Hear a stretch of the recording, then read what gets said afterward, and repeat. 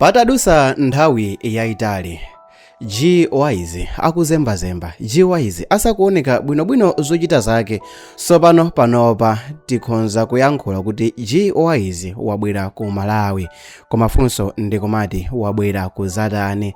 Dzina langa ndine Samavita, tiyeni tikhale limodzi. Patadusa mawiki osachepera atatu, azinzake a G-Wise atamwalira, limene ndikuphatikizapo iyeyo mwini wake G-Wise atachita ngozi yayopsa imene inachitika mdziko la South Africa pafupifupi ndi boda ya dziko la Swaziland.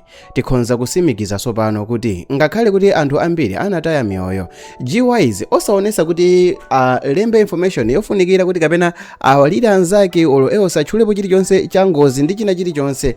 G-Wise panopa wabwerera ku Malawi, koma funso limene anthu ambiri akuzifunsafunso ndilakuti kodi G-Wise akuzatani.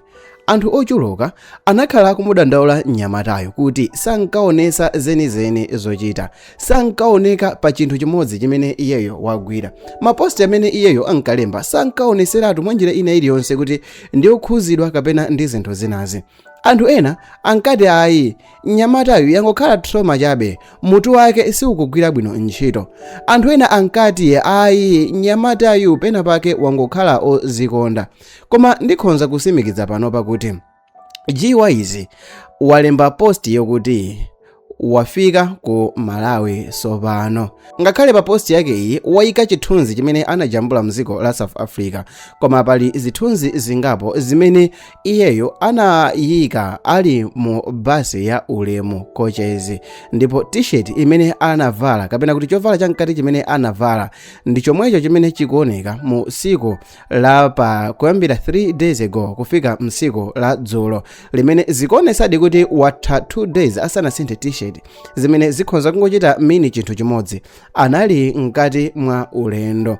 Pogwiritsa ntchito basi imeneyi ya ulemu zikhonzadi kutheka kuti wafika ku Malawi, koma funso mwina limene anthu ambiri akukambirana ndilo kuti akuzatani.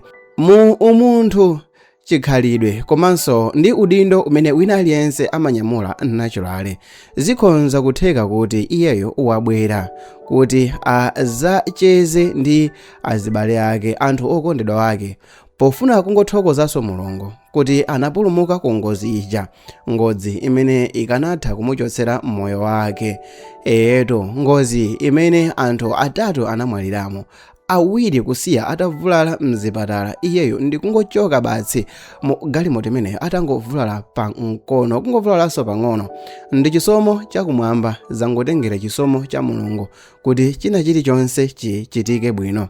Komanso iyeyo ndikutheka kuti akufuna abwere pafupi ndi cholinga chakuti azalankhulane ndi mabanja amene anataya achibale awo pa ngozi imeneyi. Awatu tikukamba banja la Fane, banja la Malu, komanso banja la kwawo kwa Boloyange. Anthu ochuluka akumuyamikira kwambiri pa nkhani yokhuzana ndi zimene iyeyo wachita pobwerera kuno ku Malawi, ndipo anthu ambiri akuyamikira Mulungu pa zimene iyeyo wachita pobwerera kuno ku Malawi. Komabe nkhani ndi yakuti kodi iyeyo G-Wise achita zinthu zimene zikhonza kukhala typical pa umunthu wa munthu. Tingoyerekeza kuti iyeyo akhonza kuchita chinthu chimodzi chimene chikhonza kukhala chinthu chabwino, apite kumanda kwa azinzake amene anamwalira, limodzi ndi ena mwa azinzake amene ali a G-Wise olo si limodzi ndi akubanja, angopitirako ndi maluwa, ma rose flower chabe, akawayikire azinzake popeza kuti analibe nthawi yabwino yosanzikana nawo, popeza kuti analibe kuthekera kobwera kuno ku Malawi aone matupi azinzake akuyikidwa m'manda. Komano nkhani ndi yakuti zikhonza kukhala zinthu mwinanso zochita contradict ndi chipembedzo chake cha Chisilamu. Kodi izi ndi zinthu zotheka kutero? Komano nkhani yayikulu ndi yakuti inde anthu osatira Chisilamu amatha kupita kumanda kukapereka ulemu, bola atachita zimenezi mwa ulemu komanso mosatira malamulo amalo ndi miyambo ya banjalo. ponena za kuyika maluwa kapena kuti ma rose flower pa manda. Maiko ena ndi mabanja ena achisilamu zimenezi zimatha kuvomerezedwa ngati chizindikiro cha ulemu. Komabe asilamu ambiri amasatira chiphunzitso chakuti kuyika maluwa pa manda si mwambo ofunikira kapena mwambo olimbikitsidwa mu chisilamu. Choncho mabanja ena sangafune kuti maluwa ayikidwe pa manda awo. Ngati kuti iyeyo si Msilamu ndipo akufuna kupereka ulemu kwa munthu wa Chisilamu amene anamwalira, njira yabwino ndi kupita ku manda mwa ulemu, kusatira malamulo a manda ndi zimene banja likufuna. Kubwera kwa G-Wise ku Malawi zikhonza kukhala kuti mwina mwake akungofuna acheze ndi azinzake, mwina akungofuna athokoze Mulungu kuti wamupulumutsa pa ngozi imeneyi, acheze ndi banja lake, ana ake, acheze ndi makolo ake, anthu amene anawasiya kumudzi kwawo. Komanso kutheka kuti akufuna abwere mu njira yakuti akumane ndi mabanja a anthu amene anasiyidwa. Tingoyerekeza banja la kwa Malumalu, munthu amene anali best friend wake, banja la kwa Bolo, munthu amene anali best friend wake, komanso banja la Fane, munthu amene anayenda nawo komaliza.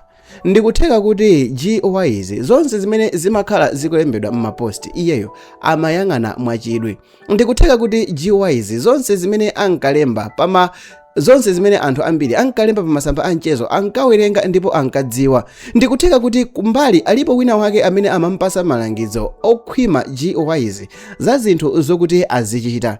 Ndikutheka kuti iyeyo anasankha njira yokuti awalire anzake off social media, atathimisa kamera awalire azinzake asanalembe china chilichonse pa nkhani yokhuzana ndi imfa yawo. Awalire azinzake atathimisa data kuti kulira kwake dziko lonse lisamuone iyeyo akulira. Kutheka kuti iyeyo anasankha njira yolondola pomalira ndi mtima osati kulira ndi cholinga chokuti atamike kupa social media kuti munthu akulira. Komanso ndikutheka kuti G-Wise mwina sasamala nkomwe maganizo ano makuganiza motani. Dzina langa ndine Samavita. China chilichonse chimene chikhonza kuchitika, ene update ya nkhani yokhuzana ndi G-Wise komanso azinzake amene anachita ngozi yaja, ene update iliyonse yofunikirayo monga mmene nakulonjezerani ndize kupasirani. Chimene ndingapemphe ndicho kuti mungochita subscribe ngati mukuonera pa YouTube, komanso kuchita like ngati mukuonera pa Facebook, komanso kuchita follow ngati mukuonera pa Facebook. Ngati so mukuonera pa TikTok, please follow me. It's your boy Samavita.